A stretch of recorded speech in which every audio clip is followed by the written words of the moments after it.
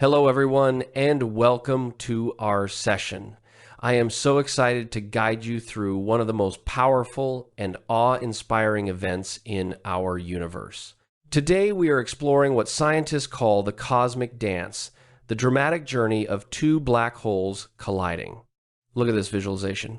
Imagine two massive objects, each millions of times the mass of our sun, locked in a gravitational embrace. They aren't just floating. They are actively reshaping the fabric of space-time around them as they move. We refer to these as binary systems. This happens when two black holes become gravitationally bound to one another. Gravity acts like an invisible tether, pulling them closer and closer over millions or even billions of years. The process of these two giants becoming one is not instantaneous. It follows a very specific three-act structure that we will investigate in detail during this class. First, we have the in-spiral phase, where they swirl toward each other like water down a drain. Next is the merger itself, the moment of impact. And finally, the ring down, where the newly formed black hole settles into its final shape. Let's start by looking closer at that first phase.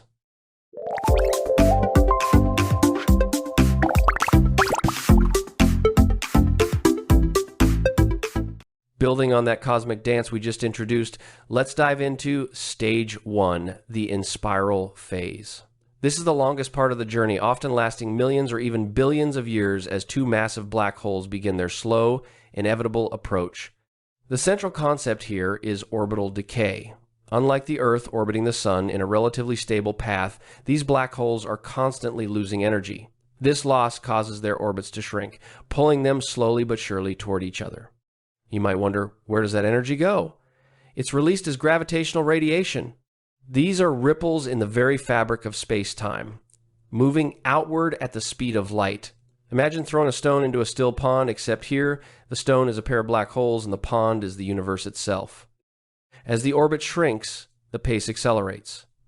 The closer they draw, the faster they must travel to maintain their orbit, leading to a dramatic increase in energy loss. It's a runaway process that sets the stage for the final collision.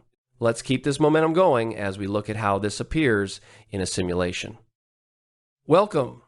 Let's explore the violent and fascinating process of two black holes spiraling inward and merging into one. Adjust the total mass here. Larger masses create stronger gravitational waves, leading to a faster orbital decay. With a high mass and close proximity, notice how rapidly the black holes accelerate towards each other, creating a high-pitched chirp. The initial distance determines how much time the system spends in the in-spiral phase before the final collision. This setup mimics the first ever detected gravitational wave event, GW 150914. Watch the space-time ripples intensify as they approach the merger. Now it's your turn. Experiment with different combinations to see how the frequency of gravitational waves changes as the event horizons meet. Building directly on the spiral we just observed, we arrive at the main event, stage 2, the merger. This is the moment where the dance ends and the cosmic collision begins. Let's watch this visualization to see how the two distinct event horizons merge into one. As you saw in the simulation, this is a violent union. The event horizons don't just overlap, they merge completely in a fraction of a second, and the singularities within are forced together. But have you ever wondered where the energy for such a massive event comes from? The answer lies in Einstein's most famous equation. During the merger, a significant portion of the black hole's total mass is converted directly into energy. In fact, a few solar masses can be turned into pure gravitational radiation in an instant, making this briefly the brightest event in the entire observable universe. This peak of energy creates what we call the chirp. It's the moment of maximum frequency and intensity for the gravitational waves. It is the universe's loudest scream before the new, larger black hole begins to settle. Now, let's see what happens once that collision is over and the vibrations start to fade. Following the violent merger we just covered, we enter the third and final stage of this cosmic event, the ring down. This is where the chaos of the collision finally begins to subside. First, think of the newly formed black hole like a bell that has just been struck. It doesn't just sit still, it rings. This is the wobble phase, where the distorted event horizon vibrates intensely. Just as a bell's vibrations produce sound waves, these horizon vibrations produce gravitational waves that carry away the imperfections of the new black hole's shape. As those vibrations continue, we reach equilibrium. Any asymmetry or bumps caused by the two original black holes crashing together start to vanish. The black hole settles into its final, most stable form, usually a smooth, rotating sphere.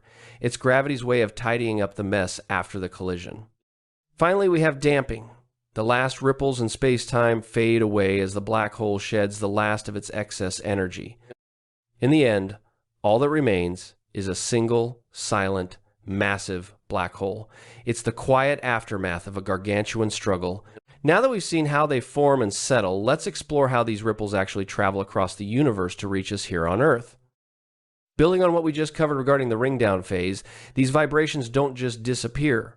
They travel outward across the cosmos as ripples in the very fabric of space-time.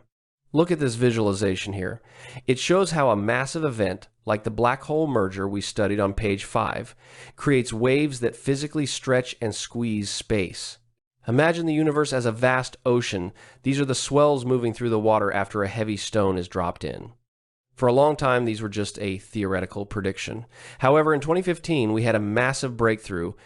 The LIGO observatory detected these fluctuations directly for the first time, confirming that Einstein's intuition about the cosmic fabric was correct.